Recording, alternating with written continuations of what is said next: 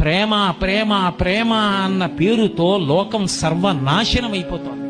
సుందరకాండ వింటే అర్థమవుతుంది ప్రేమకి కామానికి ఉన్న సున్నితమైనటువంటి భేదం. ప్రేమ ప్రతిఫలాన్ని కోరదు. తల్లిది ప్రేమ, తండ్రిది ప్రేమ, భర్తది ప్రేమ, గురువుది ప్రేమ. అంతేకాని ఎవరో తల్లిదండ్రులకి ఒక అందమైన ఆడపిల్ల పుట్టింది, కాలేజీకి పంపించి చదివించుకుంటున్నారు. వాళ్ళకి ఎన్ని ఆశలుంటాయి.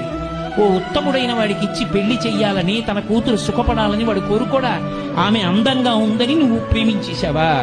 ఆమె నీకు తప్ప ఇతరులకు దొరకకూడదని యాసిడ్ పోసావా? సంస్కార హీనత్వం వల్ల కది వచ్చింది. ఎవడి మనసులో ఏ రాక్షసుడు దాక్కున్నాడో తెలియని నాడు కళాశాలలో ప్రతి విద్యార్థి పక్కన ఒక పోలీసు కూడా కూర్చున్నా సరే ఆపగలరా మీరు? సంస్కారం అంకురించిన నాడు ఇటువంటి దోషాలు రావు. రామాయణం పాఠ్యాంశాల్లోంచి ఎప్పుడు తీసివేయబడిందో రామాయణ